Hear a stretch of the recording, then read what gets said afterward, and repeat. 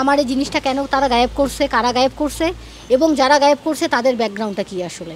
আমার ট্রাঙ্কে 2টা তালা, আমার সেলফে একটা তালা, এগুলো কিন্তু আমার কাছে চাবি।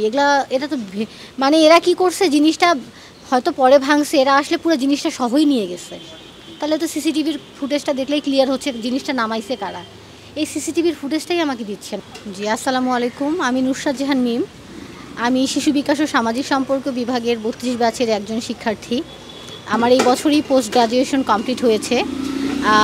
আন্দোলনে আসলে আমি সক্রিয় ভূমিকা পালন করেছি, আপনারা সবাই জানেন যারা আমাকে চেনেন। তো এই থ্রুতেই আমি আমার হলের সব কিছু হারিয়ে ফেলেছি। কারণ আমাদের আন্দোলনের সময় হলটা বন্ধ ছিল, কিন্তু যখন আমাদের হল খুলে দেয় বা আমি যখন আন্দোলনের পরে হলে দেখা করতে যাই ম্যামদের সাথে, আমি কোনোভাবেই আমার জিনিসগুলোকে বের করতে পারছিলাম না, কারণ সে সময় আমাদের হলে কাউকে অ্যালাউ করেনি। আর আমার আসলে জাতীয় পর্যায়ে আমি অ্যাথলেট এবং ব্যাডমিন্টন প্লেয়ার হওয়ার সুবাদে আমার অনেকগুলো অ্যাচিভমেন্ট আপনারা জানেন ছিল। মূল যে কাহিনীটা হচ্ছে আমার সার্টিফিকেট, আমার জানা মতে 110টা সার্টিফিকেট। এর পাশাপাশি আমার সব অল একাডেমিক সার্টিফিকেট, আমার এনআইডি কার্ড, আমার পাসপোর্ট, আমার আসলে আলমিরা, আমার ট্রাঙ্ক, আমার সেলফ সব কিছুই হল থেকে একই সাথে গায়েব হয়ে গেছে। তো আমি থাকতাম 3 তলায় 1 নম্বর হলে, আমাদের নিচতলায় কিন্তু সিসিটিভির ফুটেজ আছে। আমি ম্যামকে এত রিকোয়েস্ট করলাম যে আমাকে যেন সিসিটিভির ফুটেজটা দেওয়া হয়, কিন্তু সে এটা আমাকে জানায় যে এটা নষ্ট হয়ে গেছে বন্যার কারণে। বাট আমি গত পরশুদিন হলে গিয়ে এটার পুরো ডিটেলসটা নিয়ে আসি যে সিসিটিভি চলতেছে। আমি এই ফুটেজগুলো আপনাদেরকে অবশ্যই দিব, এবং ম্যামের সাথে আমার কথোপকথনের যে রেকর্ডগুলো আছে এগুলো আপনাদেরকে দিব। আমি যখন হল সুপারের কাছে কোনো ধরনের সহায়তা না পেয়ে আমি প্রিন্সিপালের কাছে গেলাম, উনি আমার আসলে এই অবস্থাটা দেখার পরে উনি আমাকে সামান্যতম কোনো রকমে সে আমাকে একটু যে বোঝাবে বা আমি যে একটা এত কষ্টদায়ক একটা মুহূর্ত ফিল করতেছি, তার যে অ্যাজ এ ম্যাম হিসেবে আমার সাথে একটু ভালো আচরণ করা দরকার, তা তো দূরে থাক, সে আমাকে ডিরেক্ট বলে দেয় যে আমি যেন তার সামনে আর কখনোই না আসি এবং তার কিছুই করার নাই। এবং আমি ম্যামকে বললাম, ম্যাম আপনি আমাকে শুধু লাস্ট একটা সাজেশন দেন। তখন সে আমাকে বললো যে তার সাজেশন হচ্ছে আমি যেন চুপ করে বাড়ি চলে যাই। তো তারপরে আমি আসলে অল একাডেমিক সার্টিফিকেটগুলোর জন্য আমাকে থানায় একটা জিডি করতে হয়, এটা আমি লালবাগ থানায় করি। কিন্তু আমার হল কর্তৃপক্ষ আমার সাথে কোনোভাবেই আর কোনো ধরনের যোগাযোগ করে না। আমি আমার হল সুপারের সাথে 2-3 বার কথা বলেছি, অনেকবার ট্রাই করার পরে, বাট ওনার আসলে কথাবার্তার ধরন খুবই বাজে। ওনার কথা হচ্ছে যে এগুলো আসলে আমার দেখার দায়িত্ব না, অনেকেই ছিল, তুমি অথরিটিকে জানাও। অথরিটির সাথে যখন আমি কথা বলি, অথরিটি বলে সব দায়িত্ব হল সুপারের। আসলে আমাকে পুরো একটা ভ্যাবাচ্যাকার মধ্যে রাখছে। আমি অলরেডি অনেকগুলো চ্যানেলের সাথেও কথা বলছি। আমি এই ব্যাপারটা নিয়ে আসলে পুরো অসুস্থই হয়ে যাচ্ছি বলা যায়। মানে একটা মানুষের এত বছরের সার্টিফিকেট, এতগুলো অর্জন কিভাবে মানুষ নষ্ট করতে পারে? নষ্ট না করুক, মানে যদি তারা নিয়ে থাকে কেন নিয়ে রাখছে? আমার অপরাধটা কোথায়? আমি আসলে আমার অপরাধটা জানতে চাই। কারণ আমি আন্দোলনের পরে যখন হলে যাই, আমাদের হল এবং ক্যাম্পাস কিন্তু একসাথে, একটা গেট দিয়ে আমি আমার হলেও ঢুকতে পারি, সেই গেট দিয়ে আমি আমার ক্যাম্পাসেও যেতে পারি। সো আমি আমার ডিপার্টমেন্টে দেখা করতে যাই, যেহেতু হলের গেট বন্ধ ছিল। তো আমার ডিপার্টমেন্টের ম্যামরা আমাকে নিয়ে খুবই প্রাইড ফিল করছিল সেই মুহূর্তে, যে আমাদের নুসরাত আন্দোলনে খুব ভালো ভূমিকা পালন করেছে, অনেক চ্যানেলে তাকে দেখা গিয়েছে।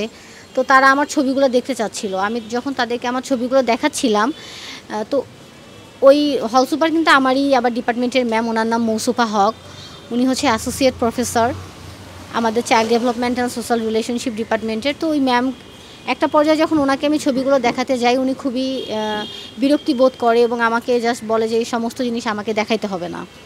আমি আসলে বুঝি নাই যে উনি কেন এই কথাটা আমাকে বলে। তখন উনি আমাকে জানতে চায় যে আমি কোন হলের কত নাম্বার রুমে থাকি। আমি অ্যাজ এ স্টুডেন্ট তাকে এটা বলতে বাধ্য। আমি এটাও বলি, আসলে আমার তো আসলে সেই মুহূর্তে মাথায় এত কিছু ঢুকেই নাই যে আসলে আমার পরবর্তীতে জিনিসগুলো চুরি হবে। কারণ তারা আমাকে আশ্বস্ত করেছিল যে আর কারো জিনিসের কিছু হইলেও তোমার জিনিসের কোনো ক্ষতি হবে না, কারণ তুমি অনেক ভালো কাজ করছো এই আন্দোলনে। আমি যে ভূমিকা পালন করেছি, আমি আসলে এই সমস্ত জিনিসের জন্য কোনো ক্রেডিট চাচ্ছি না, আসলে আমি বলতে বাধ্য হচ্ছি।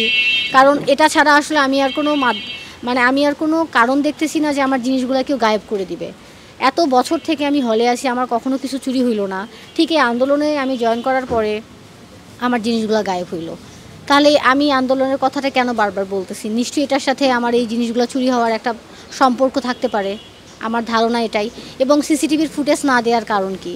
তার আমার সাথে ফোনে কথা বলতে না চাওয়ার কারণ কী? এবং আমি শুধু আমার নাম্বার না, আমার ফ্যামিলি, আমার আত্মীয়-স্বজন, বন্ধু-বান্ধব এবং অনেক ঊর্ধ্বতন কর্মকর্তাদের মাধ্যমেও তাকে ফোন দেওয়ার চেষ্টা করেছি।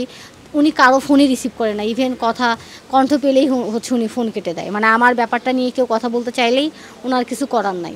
উনি হচ্ছে শেখ হাসিনার আত্মীয়, যেটা আমাদের হলের এবং আমাদের ক্যাম্পাসের মোটামুটি সবাই জানে।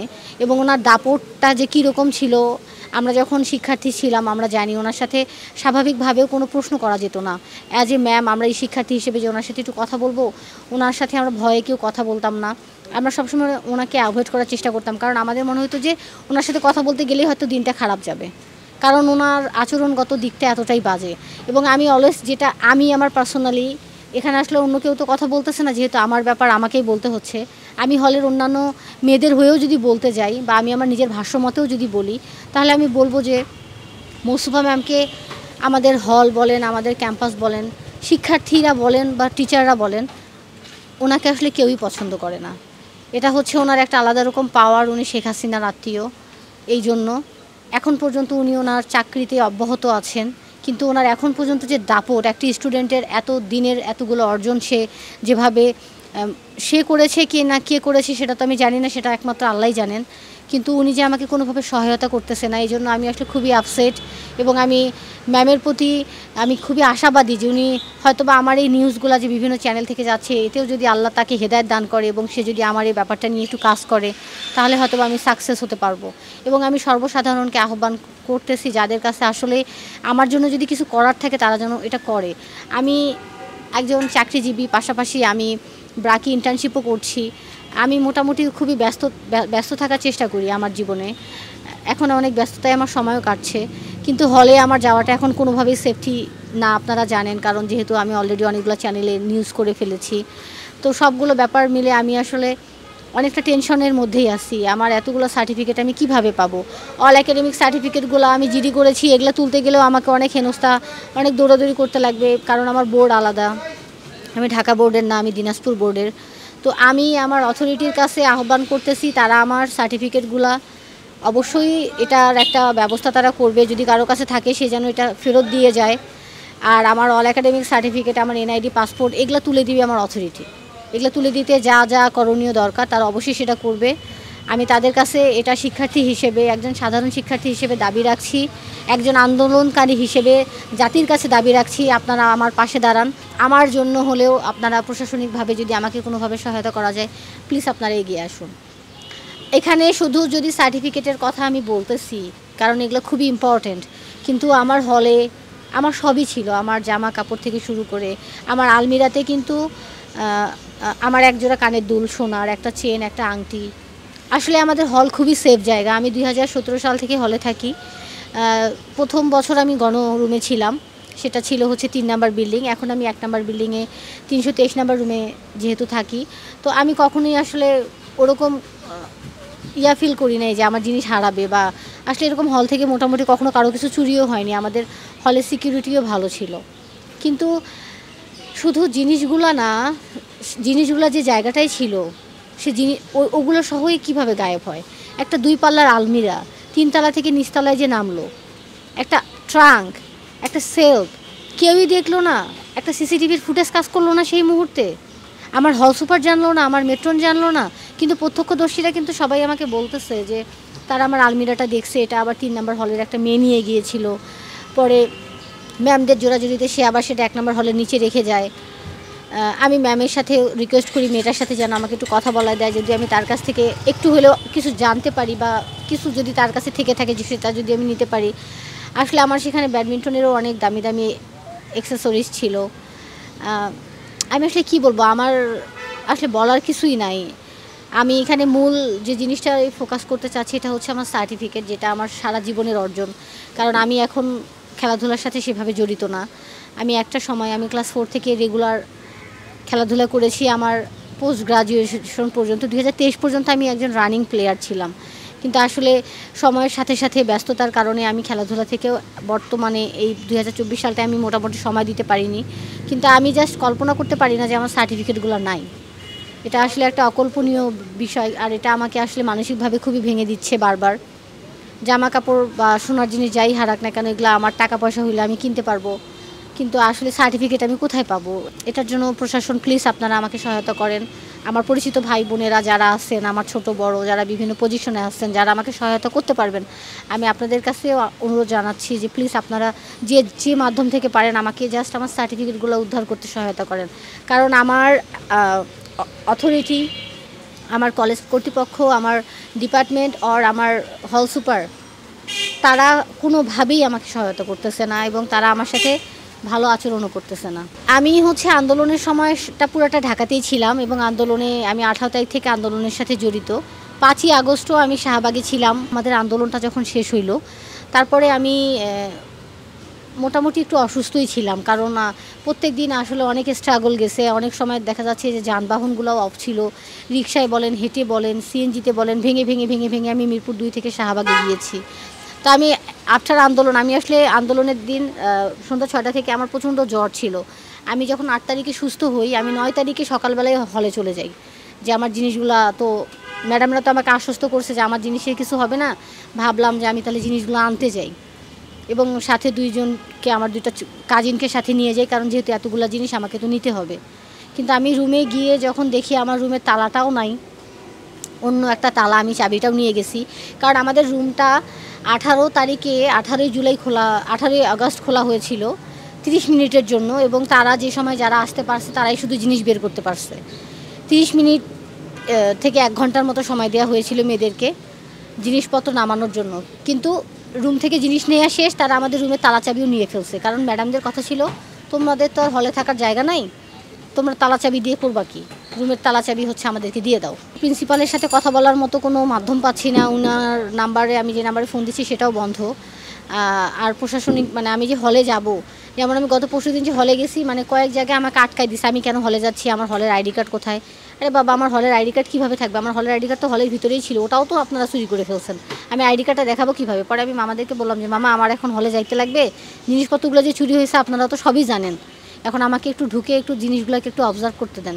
দেন আমি আমার রুমে গেলাম, সিসিটিভির ফুটেজ যে ঠিক আছে সব কিছুর একটা ভিডিও করে নিয়ে আসলাম। আর হল সুপারের সাথে কথা বললাম। 10 দিন পর উনি আমার গত পরশুদিন ফোন ধরেছিল। তখন ওনার কথা আমি যেন ওনাকে ফোন দিয়ে ডিস্টার্ব না দেই। উনি আমার ফোন ধরতে বাধ্য না এবং উনি এই সমস্ত জিনিসের কৈফিয়ত দিতেও বাধ্য না। উনি নাকি আমাকে বুঝাইছে 18ই আগস্ট আমি আসিনি, তাই জিনিস হারানোর পিছনে তার কোনো দায়বদ্ধতা নাই। কিন্তু তারা আমাকে তার আগে আশ্বস্ত করছিল। আফটার আন্দোলনের পরে আমি যখন হলে যাই 9 তারিখে, 11 তারিখে, 12 তারিখে, তারা আমাকে বলেছিল যে যেহেতু তুমি চাকরিজীবী, তোমার জিনিস নিয়ে তুমি টেনশন করিও না, তুমি তোমার মতো কাজে থাকো, জিনিস হলেই থাকবে, তোমার জিনিস কেউ নষ্ট করতে পারবে না। আমি সেই আশা নিয়ে ম্যাডামদের কথা শুনে, আসলে এটা ভাবা অভাবনীয় একটা বিষয়। আমি কখনোই ভাবি নাই যে আমার জিনিস কখনো এভাবে চুরি হবে। আমার কেন, হলে কখনোই কারো জিনিস চুরি হয় না, আমাদের হলে সিকিউরিটি খুবই ভালো। আসলে আমারই চুরি হয়েছে আমি কেন বলবো, কারণ আসলে ব্যাপারটা আমার আলমিরা পর্যন্ত হলে নাই, আমার ট্রাঙ্কটা পর্যন্ত তারা চুরি করে ফেলছে। এখন অন্যের এত কিছু হারায় নাই, হারাইছে হয়তো বা 1 বস্তা জামা কাপড়, একটা বস্তা বই খাতা বা একটা টেবিল, সে নামাইতে পারেনি দেখে পরবর্তীতে টেবিলটা সে পায় নাই। কিন্তু আমার মতো এত ইম্পর্টেন্ট সার্টিফিকেটও কারো ছিল না। প্লাস মানে হয়তো ছিল, বাট তারা হয়তো বা নিতে পারছে, বাট আমি তো আসলে সেদিন যাইনি, আমি তো এটা নিতে পারি নাই। কিন্তু আমি তো সেটা, আমার কিন্তু আলমিরাতে 3টা লক, আমার ট্রাঙ্কে 2টা তালা, আমার সেলফে একটা তালা, এগুলো কিন্তু আমার কাছে চাবি। এটা তো মানে এরা কি করছে, জিনিসটা হয়তো পরে ভাঙছে, এরা আসলে পুরো জিনিসটা সহই নিয়ে গেছে। তাহলে তো সিসিটিভির ফুটেজটা দেখলেই ক্লিয়ার হচ্ছে জিনিসটা নামাইছে কারা। এই সিসিটিভির ফুটেজটাই আমাকে দিচ্ছে না, মানে আমি এই জন্য পুলিশেরও কোনো সহায়তা পাইনি এখন পর্যন্ত। আমি যে লালবাগ থানায় জিডি করছি, আমি তাদেরকে বলছি আপনারা আমার হলে একটু হলে ইনকোয়ারি করেন, বাট পুলিশের ভাষ্য ছিল তাদের হাতে এখন কোনো ক্ষমতা নাই, তারাই এখন মানে তাদের 90% সদস্য যারা ঢাকায় চাকরি করতো তাদেরই ট্রান্সফার হয়ে যাচ্ছে, তাই তারা কোনো রকমের দায়িত্ব নিতে পারতেছে না। আমি আমাদের জন্য যে আর্মি ক্যাম্প আছে সেখানেও কথা বলেছি, কিন্তু যেদিন ফার্স্ট দিন কথা বললাম সেদিন একজন ধরলো, পরের দিন আবার আরেকজন ধরলো, তাকে আবার নতুন করে বলতে লাগলো। আসলে ওদেরও সময়ে সময়ে হয়তো লোক চেঞ্জ হয়, ওরা আমার ব্যাপারটা দেখতে চেয়েছে, বাট ওদের আসলে এটার জন্য সময় লাগবে। আমি আসলে কোনো সমন্বয়কের সাথে কথা বলিনি, কারণ সমন্বয়করা এখন বাংলাদেশকে নতুনভাবে তৈরি করার জন্য তারা ব্যস্ত। এবং কোনো সমন্বয়কের সাথে আমার কোনোভাবেই কোনো ধরনের যোগাযোগ হয়নি। আমি বিশ্বাস করি যে আমার এই ভিডিও যদি কখনো কোনো সমন্বয়ক দেখে থাকে, অবশ্যই সে আমার সাথে হয়তোবা যোগাযোগ করবে, কারণ আন্দোলনে কিন্তু আমাদের অনেকের সাথেই কথা হয়েছে, অনেকের সাথে দেখা হয়েছে এবং সমন্বয়করা কিন্তু সবাই আমার মোটামুটি মোস্ট অফ দ্য সমন্বয়ক ইজ মাই ব্যাচমেট, কারণ আমরা সবাই 2014-16 ব্যাচের। বাট আমার হচ্ছে ফ্রেন্ড, উনি সমন্বয়ক না, বাট সে বাংলাদেশের জন্য যথেষ্ট পরিমাণ কাজ করে চলেছে। সে একজন নিরপেক্ষ ব্যক্তিত্ব। সে LLM করেছে ঢাকা ইউনিভার্সিটি থেকে। আপনারা সবাই তাকে চেনেন, তার নাম সায়েদ আবদুল্লাহ। সে আমার খুবই ক্লোজ ফ্রেন্ড। তার সাথে আমি সব কিছু শেয়ার করেছি এবং সে আসলে যতটুকু প্ল্যান দেয়া যায় আমাকে দিয়েছে। আমি আশা করি সায়েদ আবদুল্লাহ হচ্ছে আমাকে নিয়ে জনগণের সামনে কিছু বলবে, কারণ তারও কিন্তু অনেক ফলোয়ার এবং তাদের হাতেও অনেক ধরনের পাওয়ার আছে। আসলে ব্যাপারটা নিয়ে আমি যে কারোর সাথে বসবো ভাইয়া, আসলে আমার হাতে মানে আমি আসলে বুঝতেছি না আমার আসলে এই মুহূর্তে কী করা উচিত। এতগুলা জিনিস হারিয়ে আসলে আমার মাথাটাই ঠিক নেই। আমি মানে কোনো রকমই আমার দিনগুলো পার হইতেছে, আর আমি বিশ্বাসই করতে পারতেছি না আমার যে জিনিসগুলো হারাই গেছে। গত 15 বছরে আমরা দেখে এসেছি স্বৈরাচার কীভাবে ছড়াই গেছে এবং আমরা কোনোখানে গিয়ে করাপশন ছাড়া কিছুই দেখিনি। কিন্তু এই সরকারের কাছে কিন্তু আমাদের অনেক আশা, কারণ এই সরকারকে মানে এই অন্তর্বর্তীকালীন সরকার আনার পিছনে কিন্তু আমাদের মতো স্টুডেন্টরাই ছিল।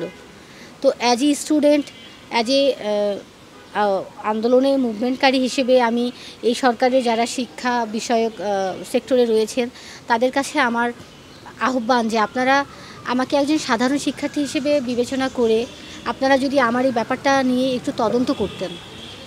আমার এতগুলো সার্টিফিকেট হারানোর পিছনে কারা দায়ী এবং তাদের ব্যাকগ্রাউন্ডটা যদি আপনারা একটু চেক করতেন, তারা কিভাবে এখন পর্যন্ত ছাত্রলীগ আওয়ামী লীগ করার পরেও তারা কিভাবে তাদের আসনটাকে তারা দখল করে আছে এবং তাদের এখন পর্যন্ত এত পাওয়ার কিসের। তারা একজন শিক্ষার্থীর সাথে স্বাভাবিকভাবে কেন কথা বলছে না, তারা কেন সিসিটিভি ফুটেজ দিতে নারাজ এবং তারা কেন এই দায়ভার নিতেছে না। তারা তো আমার সাথে একটু স্বাভাবিকভাবে কথা বলে আমাকে সান্ত্বনাও দিতে পারতো, তারা কেন সেটা করলো না। আমি এত উপর মহল পর্যন্ত কথা বলতে এখনও যাইনি, কারণ আমার বিশ্বাস আমার ডিপার্টমেন্ট, আমার ম্যাম, আমার প্রশাসন, আমার যে হল অথরিটি আছে, আমার ক্যাম্পাস অথরিটি আছে, তারা আমার জন্য কিছু করবে। আমি এই বিশ্বাসেই কিন্তু বসে আছি। তাদের প্রতি আমার এতটাই বিশ্বাস, কারণ তারা একটা সময় আমাকে প্রচণ্ড পরিমাণে ভালোবাসতো। আমি আমার কলেজের ইনডোর আউটডোর ডাবল চ্যাম্পিয়ন, আপনারা জানেন। আমি প্রত্যেকটা বছর 6টা করে পুরস্কার পাইছি ইনডোর এবং আউটডোরে। তাই আমাকে আমার ডিপার্টমেন্ট ছাড়াও অন্যান্য সকল ডিপার্টমেন্টের সকল শিক্ষকরা চেনে। তো তারা কি কেউই আমার ভিডিও দেখতেছে না? তারা কি কেউই আমার ঘটনাটা জানতেছে না? আমার কি এখন কি সবাইকে গিয়ে এটা বলা উচিত? আমি তো প্রত্যেকটা মাধ্যমে আমি কোনো আমাদের ক্যাম্পাসের এমন কোনো অনলাইন পোর্টাল নাই যেখানে আমি আমার এই কথাটা জানাইনি। আমি ইভেন লাইভে এসেও কিন্তু তাদেরকে জানিয়েছি। আমি সবার কাছে সাহায্য কামনা করেছি। আমার সাহায্য চাওয়ারটা এখানেই যে ভাই আপনারা জাস্ট আমার সার্টিফিকেটগুলো উদ্ধার করতে আমাকে সহায়তা করেন। এটা জাস্ট একটা তদন্ত করা দরকার। উপর লেভেল থেকে একটা প্রেশার আসলে ওরা এটা দিতে বাধ্য। কিন্তু আমি তো আসলে এরকম পাওয়ারফুল ব্যক্তিত্ব কেউ না। আমি একজন সাধারণ শিক্ষার্থী, আর আমার ফ্যামিলিতেও এরকম আসলে কেউ নাই যার মাধ্যমে আমি এটা করতে পারবো। আসলে আমি ফ্যামিলি থেকেই বা কেন করব? এখানে তো আমার ক্যাম্পাসের মানুষই আমার জন্য এটা করতে পারে। আমি তো এই আশা তাদের কাছে রাখতেই পারি। আমার ফ্রেন্ডরা মিলে তো আমার জন্য কাজ করবে। আজকে যে সমন্বয়করা আমার বন্ধু, তারা যখন আমার এই ভিডিওটা দেখবে তারাই তো আমার জন্য আগায় আসবে। আজকে এই আন্দোলনে আমরা যারা আমাদের জীবনকে বাজি রেখে আগায় গেছি, তারা যখন আমার ভিডিও দেখবে তাদেরও তো আমার জন্য আগায় আসা উচিত অ্যাজ এ হিউম্যান বিং।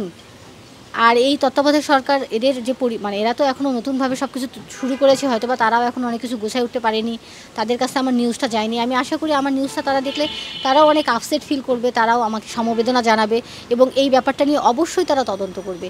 একটু উপর লেভেল থেকে একটু জাস্ট তদন্তের ব্যাপারটাকে নিয়ে যদি আপনারা একটু নাড়াঘাটা করতে পারেন, তবে এখানে অনেকগুলো জিনিস বের হয়ে আসবে। এক হচ্ছে আমার এই জিনিসটা কেন তারা গায়েব করছে, কারা গায়েব করছে এবং যারা গায়েব করছে তাদের ব্যাকগ্রাউন্ডটা কী আসলে। এই তত্ত্বাবধায়ক সরকার আসার পরেও তারা কিভাবে তাদের পজিশনটাকে দখল করে আছে, এর পিছনে আবার কারা আছে, মানে অনেক কিছু একসাথে বের হয়ে আসবে। আমি আশা করি এটা নিয়ে আপনারা প্লিজ একটু তদন্ত করেন।